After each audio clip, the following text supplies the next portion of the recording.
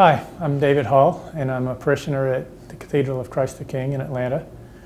I've been invited to tell a little bit of my story from the time I left the church as a teenager until I came back a few years ago. Just to start out with, I was raised in a family of 4 kids, raised in a Catholic family. Went up to 6th grade in Catholic school, and up until basically until my senior year in high school, my faith really didn't mean much to me. It was like, you know, you had to take out the trash and feed the dog and do your homework and go to mass, and it was just on that list. It wasn't significant to me. But my senior year in high school, I was introduced to some friends in the local Youth for Christ club at our high school, and it was really through their ministry that I came to understand that God really does care about us personally and want to have a relationship with us. I mean, I knew all the catechism answers, but it didn't mean anything in my life. Because they are the ones, a Protestant group that had taught me, presented these truths to me, it wasn't much longer before I felt like I had to leave the Catholic Church to join, to be a part of their church. And there was such a welcoming there. I kind of bought into a line that a lot of us have heard about I wasn't being fed. So I joined this church, and then over the next several years I went from that church to another. I was eventually married outside the church, which I say that now because that was significant to my coming home. But at the time it really didn't matter to me what the Catholic Church thought of my marriage or of any of my faith.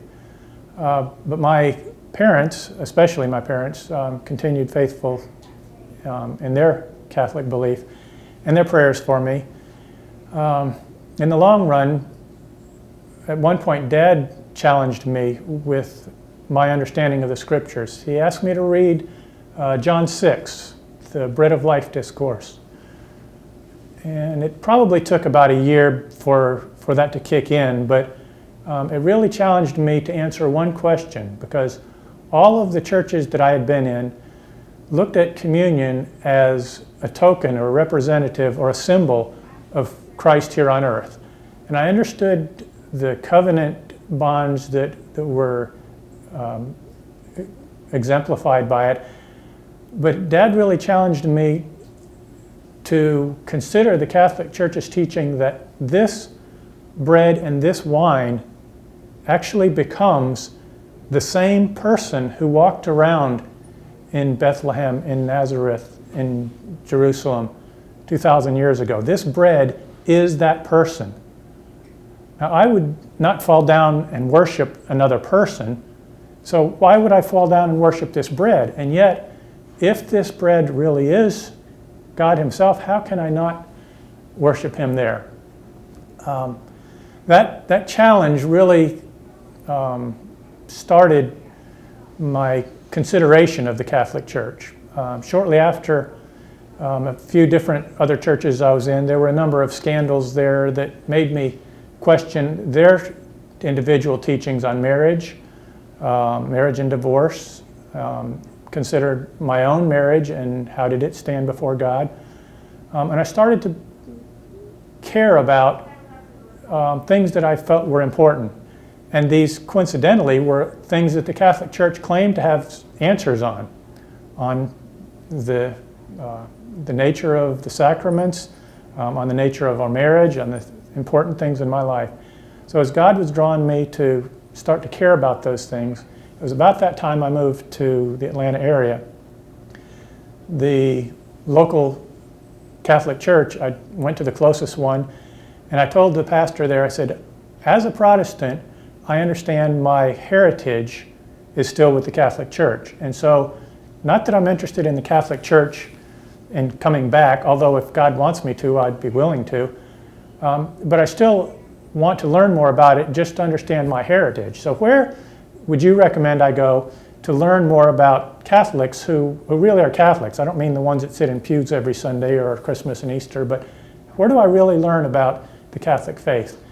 And he invited me to attend RCIA, the Rite of Christian Initiations for adults. It's a 9-month course that most of the people taking it were learning about the Catholic faith to decide if they wanted to accept it and become Catholics. Well, I'd already received all the sacraments as a child, so I wasn't taking it for the same reason as a lot of them. I was there to learn what they had to teach.